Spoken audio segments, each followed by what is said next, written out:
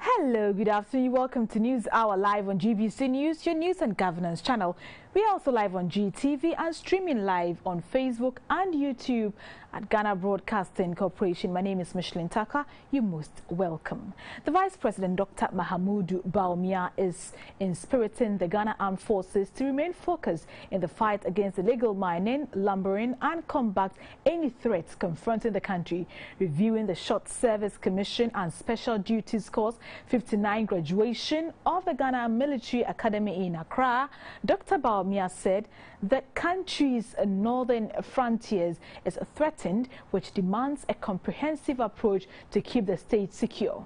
He therefore entreated the armed forces to re-strategize in protecting the security of the nation. The Ghana Military Academy trains officer cadets for a broad view of the military profession as a whole and responsibility as a servant of state.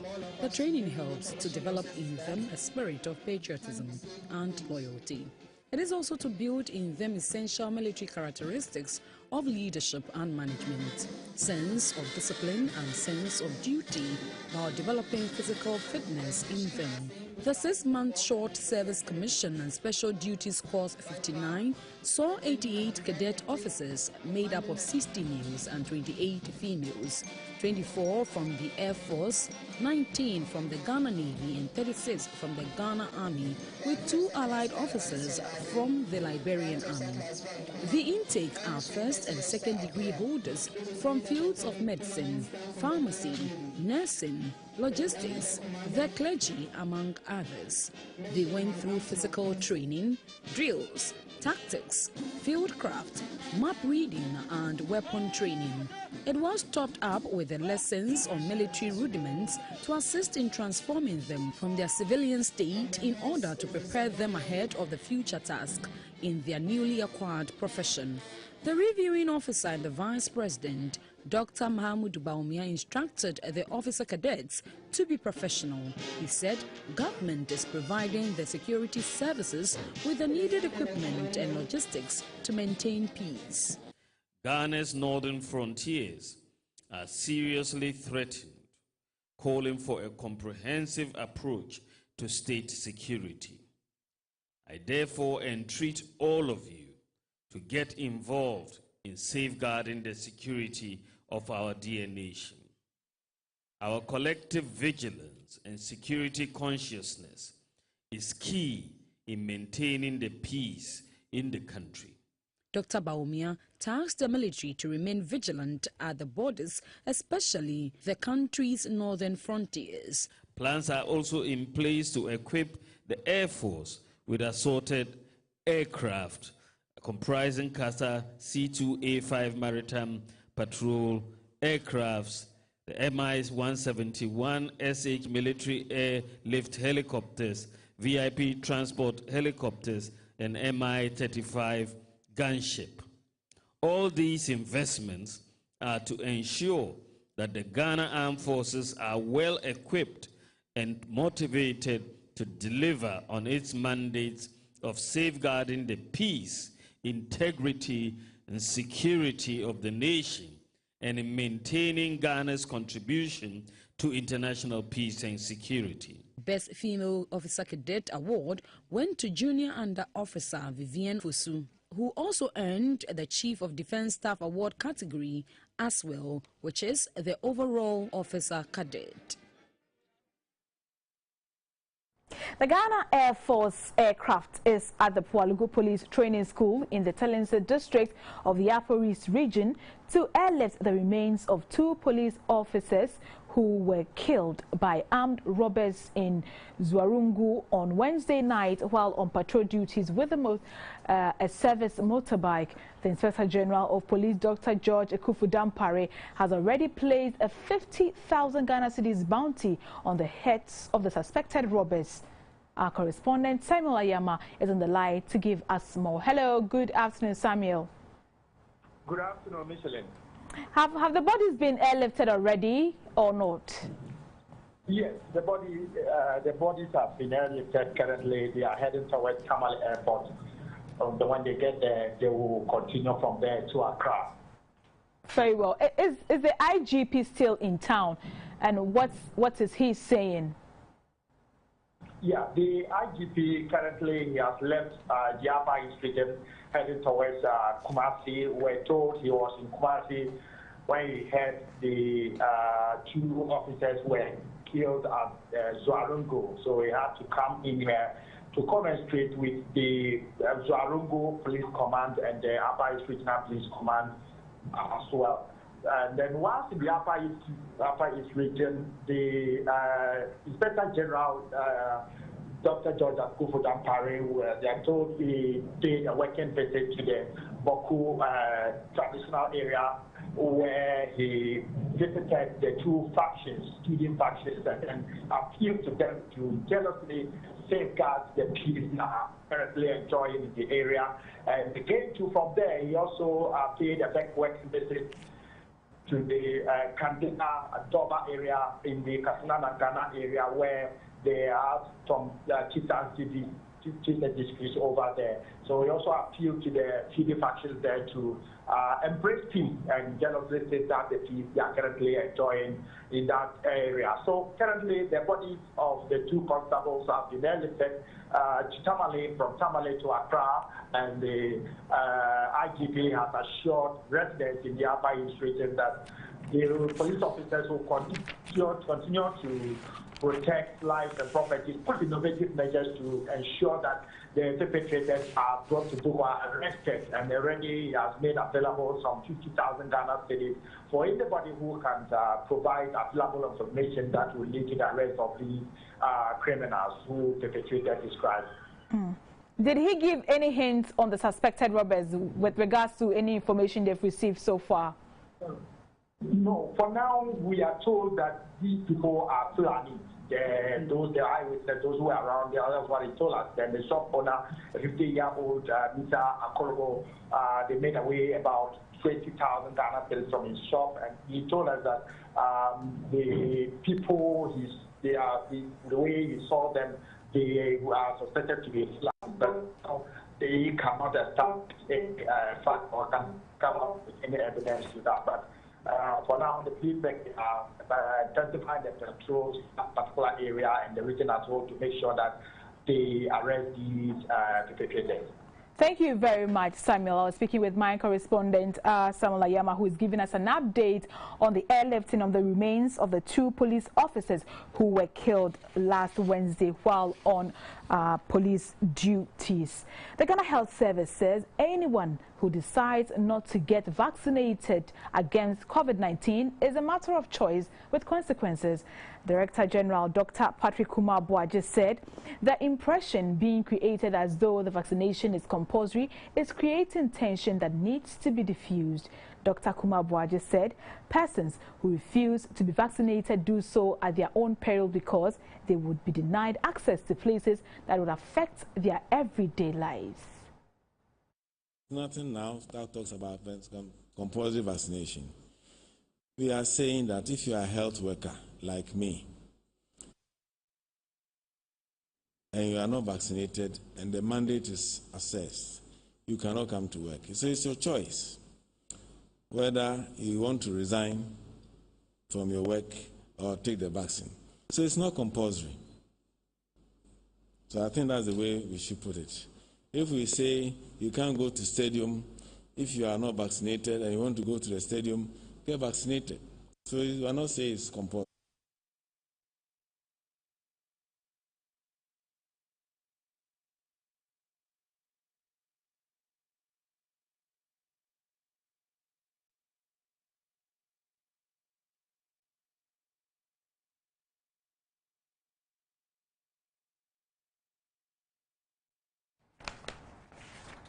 The Ghana Association of Certified Registered Anesthetists have indicated that the performance of surgeries at all health facilities across the country may cease from next year if the government fails to set up a council to manage the affairs of its members.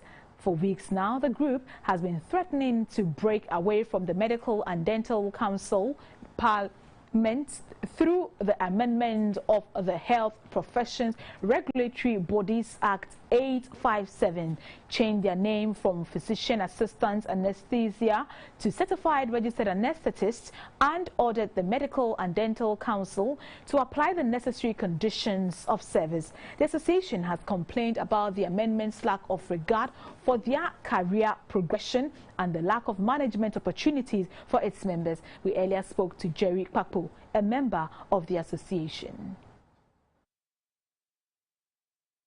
And the council, just the name from physician assistant anesthesia to certified registered anesthetist, which we feel that is not our identity. By law, the Medical and Dental Council is supposed to operationalize our practice. So legally, at the beginning of every year, we are supposed to renew our membership, our legal practice license with them, so we can have the legal right to work or operate on people. And this is the circumstance. We are now breaking away from them.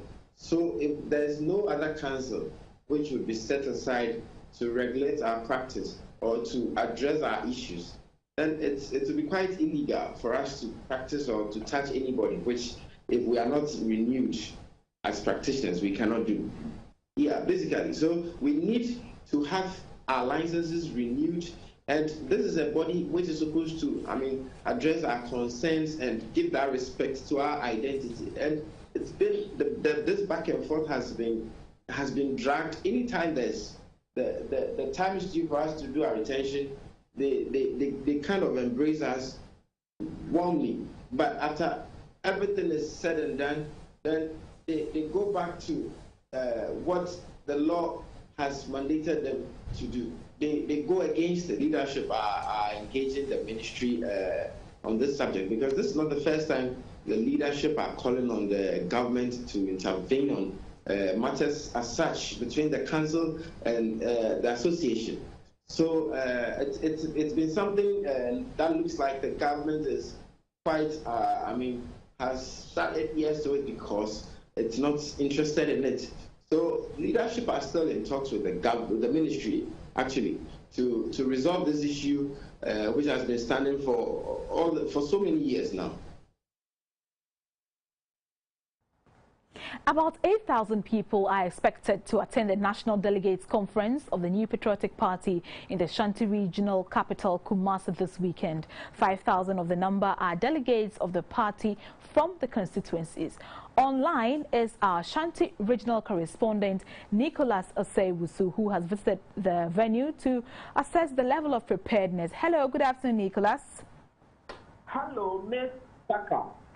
What can you report from the venue? I would say from the organizers and the dance committee members, the preparation on the ground is about 70% complete as of this afternoon, including the accommodation, security, and then the actual event ground or venue. That is to host the people on Sunday. Everything appears to be on set. The erection or mounting of canopies on the days or the days on the ground. Apart from that, almost everything is okay. Let's talk about the COVID-19 measures. Do you see signs of the do's, like Veronica Bucket advantage points, demarcations for social distancing? What do you see? What can you report? For arrangements for COVID-19, some of these protocols are not as visible as expected. Maybe they are waiting for the D-Day, that is Sunday, when all the delegates and dignitaries invited are supposed to be getting to the ground, when we are going to see some of these items on display. But for now, it's a directive of the party that every delegate of the party coming from either the constituency, the regional or the national level, must have proof of having vaccinated against the COVID-19. That is, the delegates must be bearers of the COVID-19 vaccination card. So that is what they are insisting. And to ensure that these things take effect, they have instructed their officials at the accommodation site that are scattered across the greater Kumasi metropolis, that any delegate who does not hold or bear any or the vaccination card should not be allowed entry at any of the accommodation sites. So it is presupposing that anybody who comes from the official accommodation area would have been certified as having been vaccinated against COVID-19. The only arrangement still expected to be enforced on the ground or the venue is that anybody who is not a delegate must go through other COVID-19 safety protocols before entering to the main ground. So that is the situation here. For other arrangements, if you want to when you get closer to the virus cluster, that is the hero part. It's at the frontage of the main stadium. Nobody would have to tell you that something done is about taking place. The decoration of the area with some banners indicating some key government intervention policies that are being implemented. And the pictures and everything that is taking place, nobody would have to tell you that something that is taking place. And when you drive through Kumasi proper, the major street or the main street or principal street of Kumasi, nobody also has to tell you that something happening in relation to the ruling party, NPP is also taking place because they have posted mini flags at the electricity poles all across the main principals on the principal street of Kumasi to put the people that yes, something is actually happening. I know you are going to ask a question about the compliance level of the removal of billboards promoting some individuals of the party, which I'm waiting for. Go ahead then. Yeah, Mr. Kat, the situation is that largely this directive by the National Executive of the NPP has been complied with. Before this week, I rode around and found out that a number of giant billboards have been mounted, particularly advantage points and intersections. At the Sokola interchange, these were very visible. I could count the billboards mounted between the images of Dr. Yakupoku, Mr. Jogati, and others. Then also, if you come very close to the Balaya Sports Stadium, you can see the giant billboard indicating the images of Dr. Ocean Akuto at the year, and then some other party officials at the Aroba Junction. These were very visible. But for now, when I went through Kumasi to ascertain the compliance level to the directive by the National Executive, largely, it has been complied with, except a few vantage points at the police station, at the Swami Runabout, where a giant billboard has been erected with the images of Vice President Dr. Baumia and another advisor of the President. And this billboard, for the inscriptions on it, indicate that it was mounted by friends of the Baumia movement. I'm sure that is in support of the aspirations of Dr. Baumia. So it is already, it's still there as I speak to you. Then when I move to the Nana Apia Kobi Anthem, about near the Mensia Hospital on Mensia Palace, another giant billboard with the image of a man adopted in Kente Club, and the name is Ohineba Kofi Bewua, and the inscription of message accompanying it is that Ashanti is not a mandate for, and that's also mounted there. There are other banners that have been hoisted advantage points in the metropolis as we see are those that are supposed to be officially sanctioned, and those are advertising the program on Sunday with images of former president before and by the late Elijah Lubama and the current president, and now Dr. Kufuado and Vice President Dr. Mahmoud Baumia. But apart from this, all the billboards or banners that have been mounted on billboards across the city have been removed, with the billboards now standing empty. So if you ask me questions about the compliance level, I would say largely they have complied. Thank you very much, Nicholas. I was speaking with my colleague, Nicholas Osei, who is reporting from the Babaya Sports Stadium, where some 8,000 people are expected to attend the National Delegates Conference of the new Patriotic Party come Sunday. The Ashanti Regional House of Chiefs has expressed reservations about the new Land Administration Act. At the last meeting of the House in Kumasi, the chiefs, led by the Asantehene Otumfuo Saitutu, complained that their powers to own shares in natural resources to run the administration have been taken away by the new act. They have therefore called for a second look at the Constitution, particularly the new act, to address the challenges.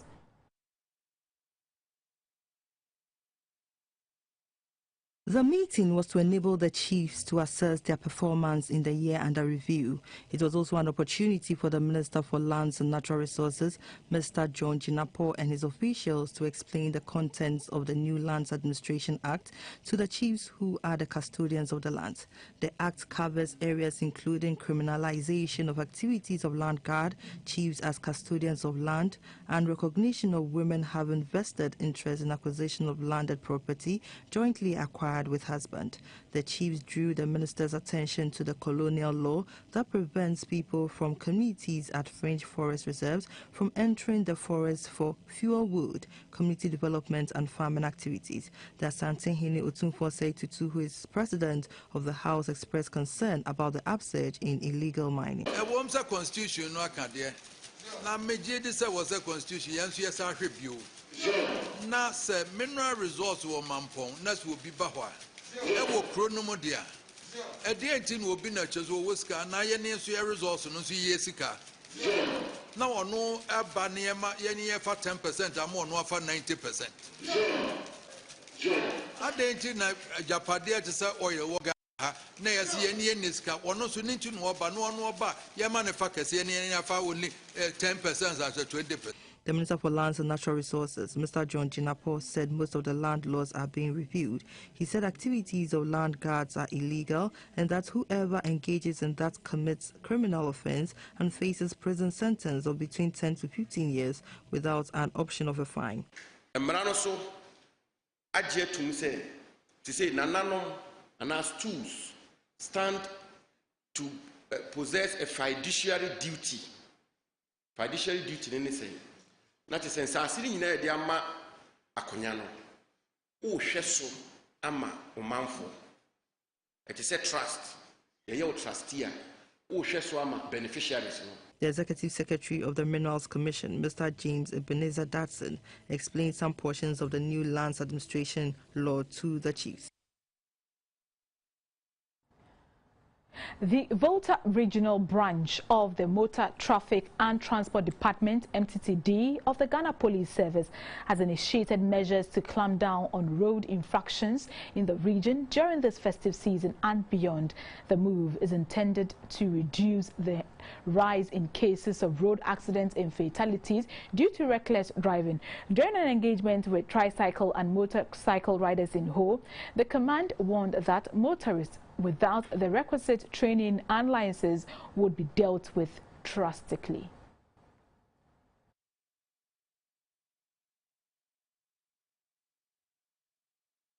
Tricycles and motorcycles have become major means of transport in many parts of the Volta region. In Ho, for instance, they are visible in every nook and cranny.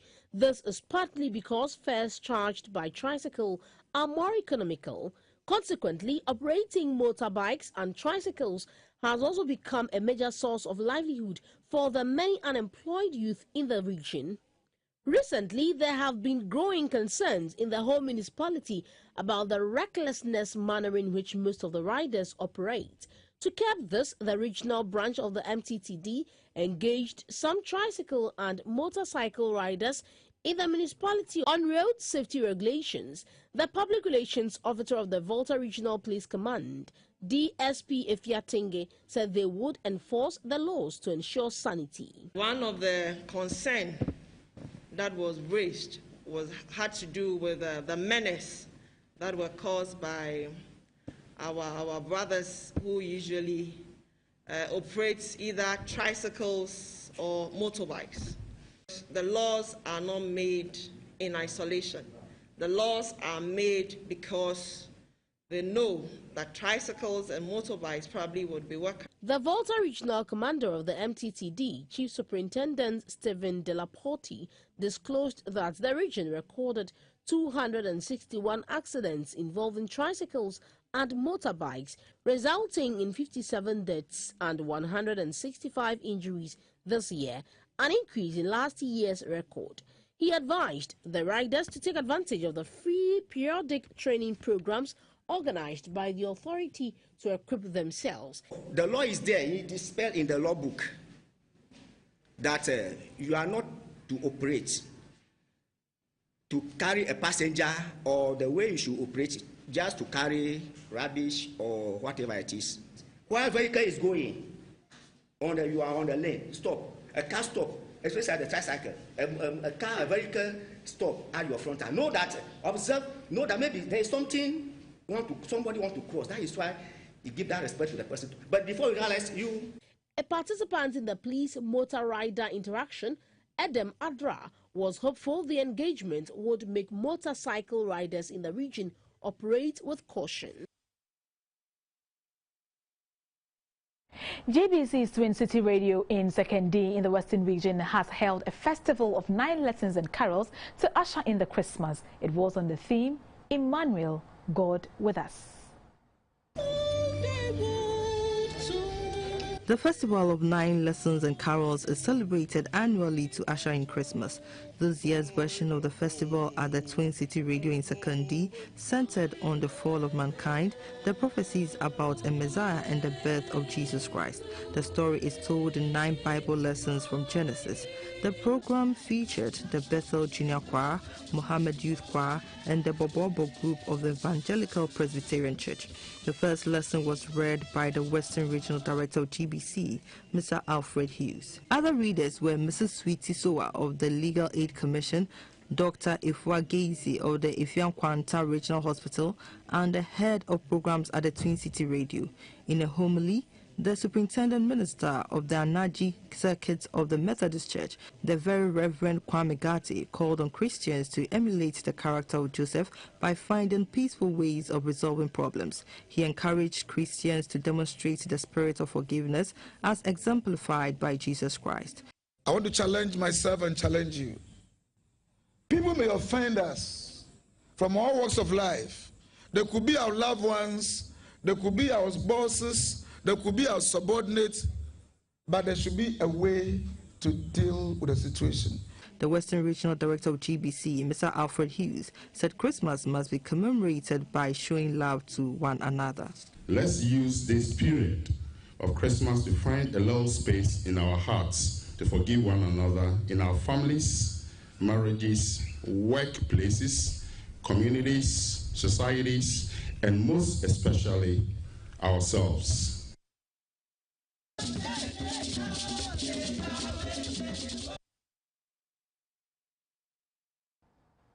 Time to take a breather. We'll be back shortly. Please do stay.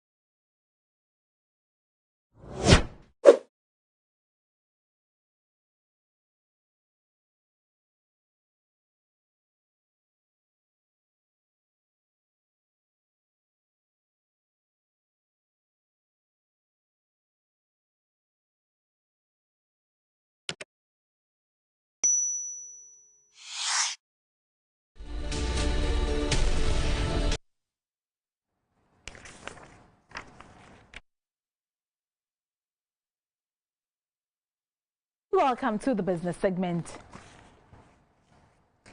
We'll take a quick break. We'll be back shortly. Please do stay.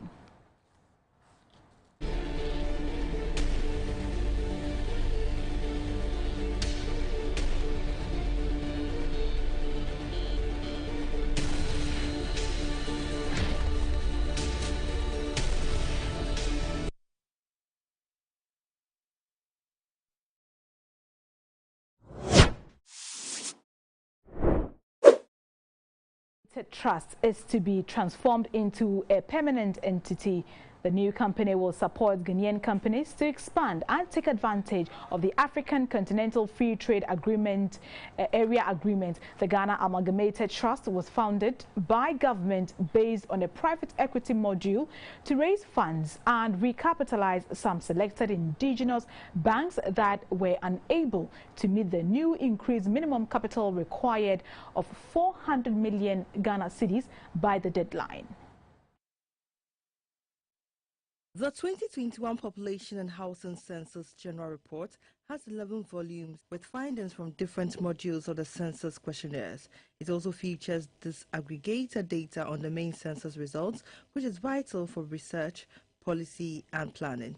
The newly launched 3 volumes, in addition to the first 3 volumes, which were released in November, are Volume 3D, which enumerates on literacy and education, Volume 3E, with highlights on economic activity and presents statistics on engagement in work, type of work, purpose of work, reason for inactivity, work contract, hours of work, main occupation, main industry, employment sector and employment status, and Volume 3F, which details the difficulties in performing activities. The data from Volume 3E on the general report also indicates that 20% of children below the age of 15 are involved in economic activities in the OT region, more than 6 times the national figure of 3.2%. Currently, the country's unemployment rate is 13.4%, with a population of above 15 years of age. Prior to 2013, discussions about unemployed will strictly include persons who sought for work. But because we are oriented for our statistics to inform policy, we are presenting the disaggregation of unemployed persons. And our interest here are first-time job seekers and those who are available but not seeking for work. And in the data that we collected, we point policymakers to why they are not seeking for work and what their characteristics are and where they are. Indeed, some of these people have given up on the economy, and this is where we need to rethink interventions. So it is not only about job creation, it is understanding of what it means when we say people are unemployed and tailor policies to respond to the persons who are unemployed.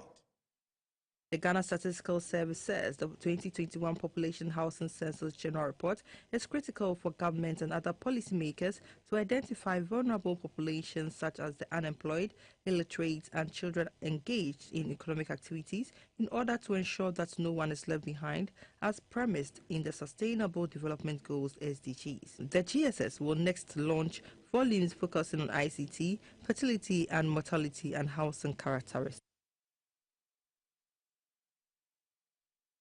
The story you just watched is the highlight of the Ghana Statistical Service's General Report from the 2021 Population and Housing Census, which indicates that 7.8% of Ghana's population about age 15 is unemployed.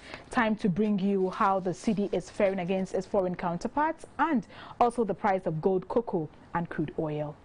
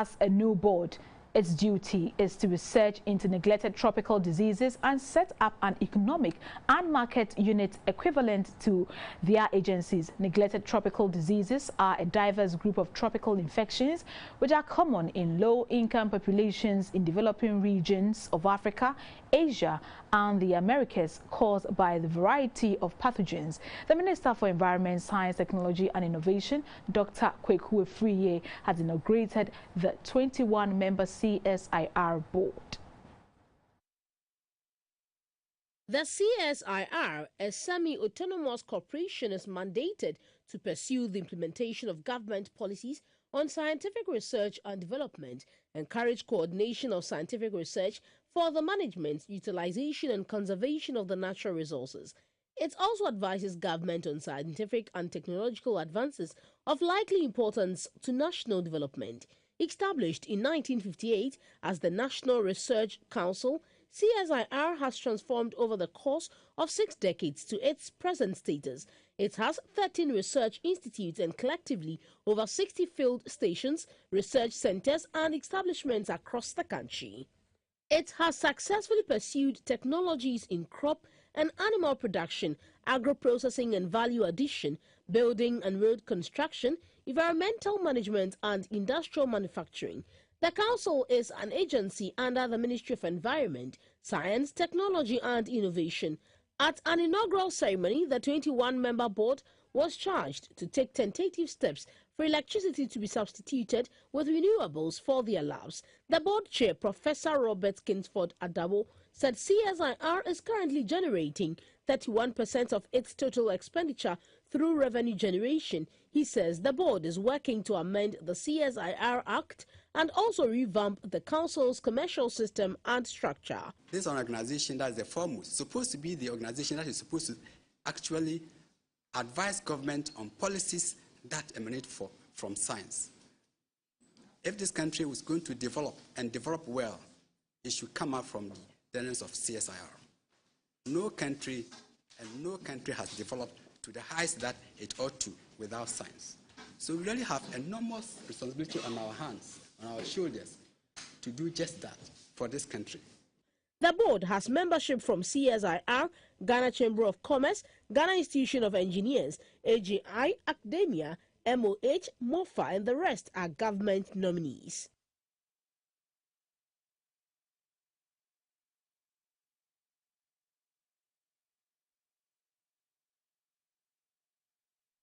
Time to cross over our borders to look at happenings elsewhere. But before that, we'll take a quick break.